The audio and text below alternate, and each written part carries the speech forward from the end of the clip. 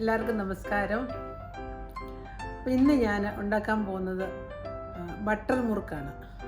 നല്ല ക്രിസ്പി ആയിട്ടും നല്ല ഷേപ്പായിട്ടും എങ്ങനെയാണ് മുറുക്കുണ്ടാക്കുന്നത് ഞാനിത് നിങ്ങളെ കാണിച്ചു തരാം. എൻ്റെ ഒരു പ്രത്യേക ടിപ്പുണ്ട്. ആദ്യമായിട്ടൊക്കെ മുറുക്കുണ്ടാക്കുന്നവർക്ക് അതിൻ്റെ നല്ല ഷേപ്പ് കിട്ടുന്നത് എങ്ങനെയാണെന്ന് ഞാനിന്ന് പറഞ്ഞു തരുന്നുണ്ട്. പിന്നെ നിങ്ങൾ എൻ്റെ ചാനൽ ഇതുവരെ സബ്സ്ക്രൈബ് ചെയ്തിട്ടില്ലെങ്കിൽ സബ്സ്ക്രൈബ് ചെയ്യണം. ലൈക്കും കമൻസും ഒക്കെ ഇടണം. പിന്നെ കൂടെ ആ ബെൽ ബട്ടൺ കൂടി ക്ലിക്ക് ചെയ്യണം. എന്നാലേ ഞാനിടുന്ന വീഡിയോകളൊക്കെ നിങ്ങൾക്ക് നോട്ടിഫിക്കേഷനായിട്ട് വരികയുള്ളൂ.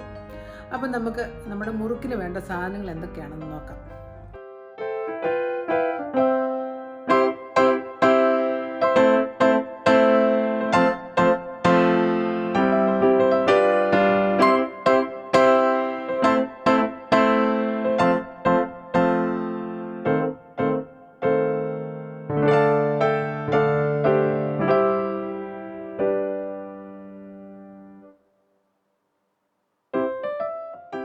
ആദ്യമായിട്ട് നമുക്ക് വേണ്ട സാധനങ്ങളെല്ലാം കൂടെ ഒരു വലിയ പാത്രത്തിലോട്ട് എടുക്കാം.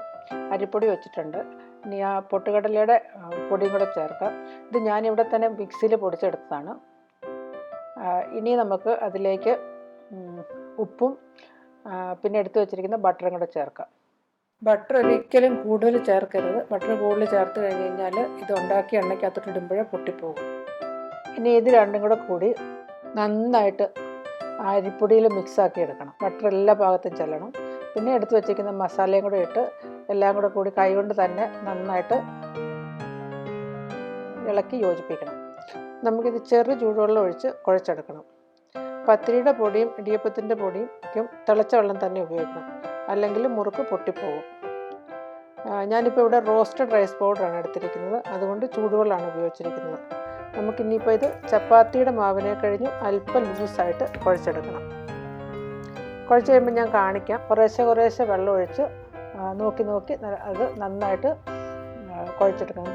ഇതുപോലെ സോഫ്റ്റ് ആയിരിക്കണം. കണ്ടോ, ഇതുപോലെ സോഫ്റ്റ് ആയിരിക്കണം.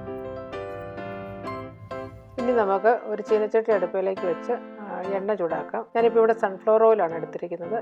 വെളിച്ചെണ്ണ വേണേലും ഉണ്ടാക്കാവുന്നതാണ്. എണ്ണ ഇവിടെ ഇരുന്ന് ചൂടാകട്ടെ. നമുക്കപ്പം ബാക്കി പ്രിപ്പറേഷൻ കൂടി അങ്ങ് ചെയ്യാം. നമുക്കിനി ഈ വലിപ്പമുള്ള ഒരു ബട്ടർ പേപ്പർ വേണം. ഇതിൻ്റെ ഉപയോഗം ഞാൻ കാണിച്ചു തരാം എന്തിനാണെന്ന്. അതുപോലെ ഒരു ഇടിയപ്പത്തിൻ്റെ അച്ചും നമുക്ക് വേണം. ഈ സ്റ്റാർച്ചിലാണ് നമ്മൾ ഉപയോഗിക്കുന്നത്. ഇടിയപ്പത്തിൻ്റെ അച്ചിലേക്ക് ഈ ചില്ലിട്ട് കൊടുത്തിട്ട് അല്പം എണ്ണ എല്ലാ വശത്തും തടവി കൊടുക്കുക. എന്നിട്ട് നമ്മൾ കുഴച്ച് വെച്ചിരിക്കുന്ന മാവിൽ നിന്ന് കുറച്ചെടുത്ത് നമുക്കിതിലേക്ക് നിറയ്ക്കാം. ഒരു സിലിണ്ടറിക്കൽ ഷേപ്പിലാക്കിയിട്ട് അതിനകത്തേക്ക് ഇട്ട് കൊടുക്കുക.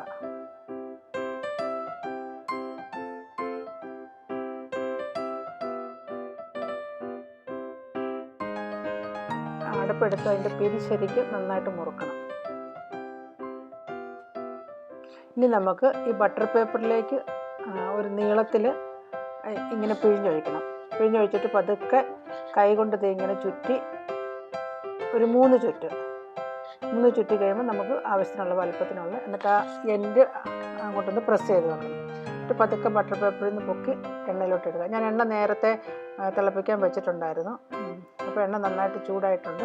എണ്ണ നന്നായി ചൂടായി കഴിയുമ്പോൾ ഫ്ലെയിം മീഡിയത്തിലേക്ക് ആക്കണം. എന്നിട്ട് വേഗം ഇങ്ങനെ ഉണ്ടാക്കിയിട്ട് നമുക്ക് ഉണ്ടാക്കിയെടുക്കാം. ഇത് മൂത്തോന്ന് അറിയുന്നത് മൂത്ത് കഴിയുമ്പോഴത്തേക്ക് ആ എണ്ണയുടെ തിള നിൽക്കും. അപ്പോൾ അത് മൂത്തെന്നാണ് അതിൻ്റെ അർത്ഥം. അന്നേരം കോരിയെടുത്ത് ഒരു കിച്ചൺ ടവലിലേക്കോ പേപ്പർ ടവലിലേക്കോ ഇട്ട് അതിൻ്റെ എണ്ണ പോകുന്നിടം വരെ ഇടുക. ഇതുപോലെ തന്നെ മുറുക്കുകളെല്ലാം നമുക്ക് ഉണ്ടാക്കിയെടുക്കണം. വളരെ ഈസിയാണ് ഇത്. ഞാൻ പിന്നെ ഷേപ്പ് അല്ലാതെ ഉണ്ടാക്കണമെങ്കിൽ ഇങ്ങനെ അങ്ങോട്ട് പിഴിഞ്ഞൊഴിച്ചാൽ മതി. ഇതും വളരെ എളുപ്പമാണ്, കാരണം ഷേപ്പ് ഉണ്ടാക്കണ്ടല്ലോ. ചുമ്മാ അങ്ങോട്ട് ഇട്ടാൽ മതി. ഷേപ്പ് ഇല്ലെന്നേ ഉള്ളൂ, ടേസ്റ്റ് സെയിം തന്നെയല്ലേ.